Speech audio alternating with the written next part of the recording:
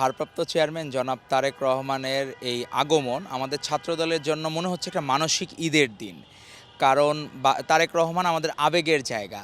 আপনি দেখেন যে সময় বেগম খালেদা জিয়ার সময় ছাত্র রাজনীতি যখন বিকশিত হয়েছে ছাত্রদল পরিপূর্ণ উপায়ে, সেই সময়ের ছাত্রনেতারা কিন্তু ম্যাডামের স্নেহধন্য হয়েছে বেগম খালেদা জিয়ার। কিন্তু আমরা যারা ছাত্রদল নেতারা, আমরা এখনও সরাসরি তার সাহচর্যে যাওয়ার সুযোগ পাই নাই। তো এই যে অদ্ভুত ভালোবাসা, আমাদের আবেগ, এগুলো ভাষায় প্রকাশ করার মতো না। যে আমাদের সকল পর্যায়ের ছাত্রদল নেতৃবৃন্দ যারা ভারপ্রাপ্ত চেয়ারম্যান জনাব তারেক রহমানকে দেখেছেন এবং যারা কাছ থেকে দেখেছেন তারা তো লাকি। এখন আমরা পরিপূর্ণ, যখন আমরা তার সাথে হ্যান্ডশেক করতে পারবো, প্রত্যেকের জন্য আবেগের জায়গা তারেক রহমান, কারণ উনি নিজের যোগ্যতা বলেই এই জায়গায় পৌঁছেছেন। আর আজকের এই আগামী 25শে ডিসেম্বর তো খ্রিস্টানদের বড়দিন, কিন্তু এটি এখন বাংলাদেশের যারা বাংলাদেশ রাজনীতি করেন, জাতীয়তাবাদী এবং সাধারণ মানুষ, তাদের জন্য অত্যন্ত একটি আনন্দের দিন হবে 25শে ডিসেম্বর। এবং সর্ববৃহৎ প্রত্যাবর্তন আমরা আশা করছি।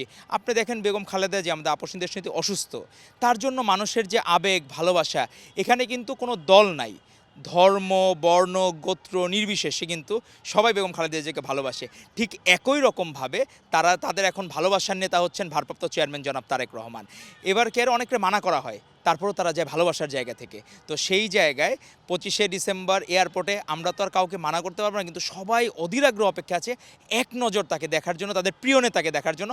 আমরা অপেক্ষায় আছি আমাদের প্রিয় নেতাকে দেখার জন্য। আমাদের হচ্ছে কি, এটা তো প্রত্যেকের আবেগের জায়গা। আলাদা করে কাউকে বলা, যেমন হয়েছে যে ঈদের নামাজের জন্য কিন্তু কাউকে দাওয়াত দিতে হয় না, তো এদিক থেকে আনন্দের দিন।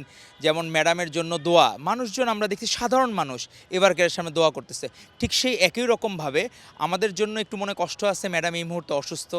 আবার আমাদের ভারপ্রাপ্ত চেয়ারম্যান আছে, আমাদের আনন্দ, যে আছে না যে বেদনার এপিঠ ওপিঠ, মুদ্রার এপিঠ ওপিঠের মতো। তো আমাদের একদিকে যেমন একটু মনে এখনও আছে যে ম্যাডাম এখনও পুরোপুরি সুস্থ হন নাই। আমরা সকলের কাছে দোয়া প্রার্থনা করছি সারা বাংলাদেশের মানুষের কাছে যে সুস্থ হয়ে আসেন, এবং ভারপ্রাপ্ত চেয়ারম্যান আগমনী বার্তা, সেটিও আমাদের জন্য আনন্দের। তো এখন বিষয়টা হয়ে গেছে উনি আসবেন এবং দায়িত্ব নেবেন। এটি আসলে 2018 সালের 8ই ফেব্রুয়ারি থেকে আমাদের ভারপ্রাপ্ত চেয়ারম্যান যে দায়িত্ব নেওয়া শুরু করেছেন, তারপর থেকে উনি নিজের যোগ্যতা বলে কিন্তু আজকে এই অবস্থায় এসেছেন। তো সারা বাংলাদেশের মানুষ অধীর আগ্রহে, কাউকে দাওয়াত দেওয়ার কিছু নাই। এটা এমন একটা বিষয় যে ঈদের নামাজে যেমন কাউকে দাওয়াত দিতে হয় না, ঠিক একই রকমভাবে মানসিক একটি ঈদের দিন হবে 25শে ডিসেম্বর। সবাই নিজের আগ্রহে সানন্দে, কাউকে আমরা তো ইনহিবিট করতে পারবো না, সবাই সানন্দে চলে আসবে বলতে আমরা আশা রাখি। এখন বাংলাদেশে যে আপনার ছাত্রদল সর্ববৃহৎ সংগঠন এই দক্ষিণ পূর্ব এশিয়ারই, তো সেক্ষেত্রে প্রত্যেকেই তার আবেগের জায়গা থেকে চলে আসবে। এই আবেগকে তো আর কেউ রুখতে পারবে না। আর এখন এমন একটা মুহূর্ত, এবং দেখেন তিনি কি গুরুত্বপূর্ণ সিদ্ধান্ত নিছেন। 25শে ডিসেম্বর বড়দিনের ছুটি, তারপরের দিন শুক্রবার, তারপরের দিন শনিবার, যাতে মানুষের ন্যূনতম কষ্ট না হয়। আমাদের আপসীন দেশনেত্রী বেগম খালেদা জিয়া এবারের অসুস্থতার আগে কিন্তু সর্বশেষ হঠাৎ করে জিয়াউর রহমান সাহেবের, আমাদের যে মহান স্বাধীনতার ঘোষক, তার মাজার জিয়ারত করতে যাবেন। উনি রাতে একা গিয়েছেন, নিরিবিলি গিয়েছেন, কাউকে নেন নাই সাথে। তো আমাদের ভারপ্রাপ্ত চেয়ারম্যানও এমন একটি দিন ফিক্স করেছেন, তার পরবর্তীতে 2 দিন ছুটি আছে।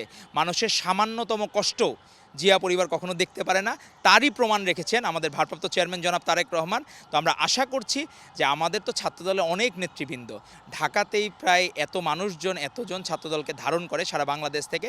আমরা আশা করছি প্রায় শুধু ছাত্রদলেরই প্রায় 10 থেকে 15 লাখ নেতাকর্মী তাদের ভালোবাসার জায়গা থেকে, আবেগের জায়গা থেকে আসবেন। নিরাপত্তা তো অবশ্যই, কারণ এই দক্ষিণ পূর্ব এশিয়ার রাজনীতিতে রাজীব গান্ধী তার নির্বাচনী প্রচারণায় কিন্তু তখন উনি আসলে তাকে যে হত্যাকাণ্ড করা হয়েছিল, সেটি কিন্তু এই নির্বাচনী প্রচারণার সময়, বেনজির ভুট্টো পাকিস্তানে, সেটিও কিন্তু এরকম নির্বাচনী প্রচারণার সময় এই ধরনের দুর্ঘটনাগুলো ঘটে। তো অবশ্যই হাদির যখন নিরাপত্তা দিতে পারে না রাষ্ট্র, যখন এরশাদুল্লাহ সাহেবের নিরাপত্তা দিতে পারে না রাষ্ট্র, এমপি পদপ্রার্থী, সেই জায়গায় আসলে ওনার মতো এত সর্বোচ্চ একজন নেতা, তার নিরাপত্তা অবশ্যই আমরা শঙ্কায় আছি। তবে আশা করব বাংলাদেশের মানুষের উনি ভালোবাসায় সিক্ত হয়েছেন, বাংলাদেশের মানুষই তাকে রক্ষা করবেন, আমরা এই কামনা করি।